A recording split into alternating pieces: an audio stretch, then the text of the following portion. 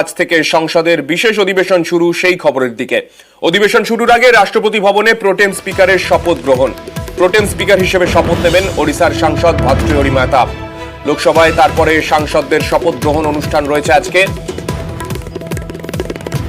আমাদের সঙ্গে রয়েছেন আমাদের প্রতিনিধি মৈত্রেয়ী। মৈত্রেয়ীর কাছে যাব। মৈত্রেয়ী, কি প্রসেসে এই গোটা শপথ গ্রহণ প্রক্রিয়া এগোবে এবং ইতিমধ্যেই 10টা বাজে প্রোটেম স্পিকারের শপথ গ্রহণ পর্ব কি শুরু হয়ে গেছে? দেখো, আর কিছুক্ষণের মধ্যেই কিন্তু প্রোটেম স্পিকারের শপথ গ্রহণ পর্ব হবে এবং যেটা থেকে জিজ্ঞেস করলে যে এটা কিন্তু 18তম লোকসভার প্রথম অধিবেশন, অর্থাৎ যে নতুন এনডিএ সরকার তৈরি হয়েছে তার প্রথম অধিবেশন শুরু হতে চলেছে আজ। প্রথমেই যদি ঘটনা পরম্পরা বলা যায়, প্রোটেম স্পিকার তিনি শপথ গ্রহণের পর তারপর লোকসভা অধিবেশন শুরু হবে 11টা থেকে এবং সেই সময় সমস্ত সাংসদদের একে একে তাদেরকে শপথ গ্রহণ করাবেন প্রোটেম স্পিকার এবং সহকারী স্পিকাররা। ইতিমধ্যে তুমি জানো যে সহকারী স্পিকার হিসেবে ইন্ডিয়া ব্লকের যাদের যাদের নাম ছিল, এমনকি তুমি আমাদের সঙ্গে থাকো, ইতিমধ্যেই সেই দিকে নজর রাখবো। রাষ্ট্রপতি ভবনে প্রোটেম স্পিকার ভাতৃহরি মেহতাব, যিনি ওড়িশার সাংসদ, তিনি শপথ গ্রহণ করছেন। सच्ची श्रद्धा और निष्ठा रखूंगा। मैं भारत के प्रभुता और अखंडता अक्षुण्ण रखूंगा तथा जिस पद को मैं ग्रहण करने वाला हूं उसको उसके कर्तव्यों का सदापूर्वक निर्वहन करूंगा।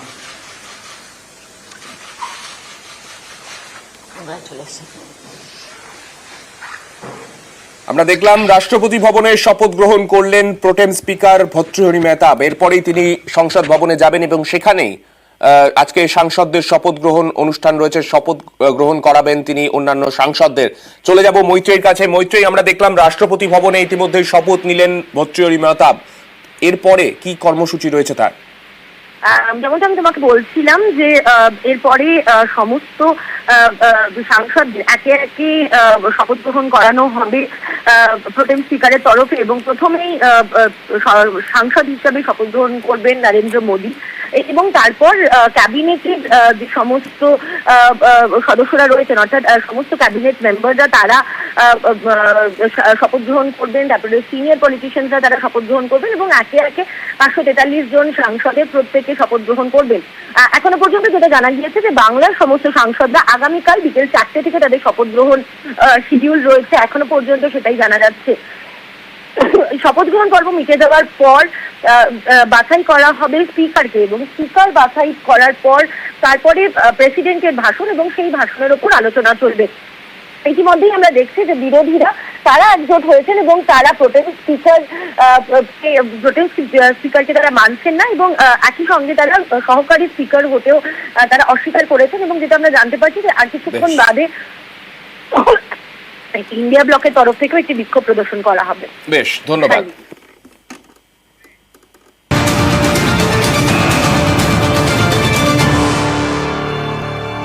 যে খবরে আমরা নজর রেখেছি, আজ থেকে সংসদে শুরু বিশেষ অধিবেশন আর প্রথম দিন থেকেই বিরোধীদের টার্গেট বিজেপি। অধিবেশন শুরুর আগেই আজ বিরোধীদের প্রতিবাদ কর্মসূচি পুরনো সংসদ ভবন চত্বরে। পুরনো সংসদ ভবন চত্বরে গান্ধী মূর্তির সামনে প্রতিবাদ কর্মসূচি। জোট ইন্ডিয়ার প্রতিনিধিদের অবস্থান, প্রতিবাদে থাকার সম্ভাবনা তৃণমূলেরও। প্রোটেম স্পিকার নিয়েও সরব বিরোধীরা।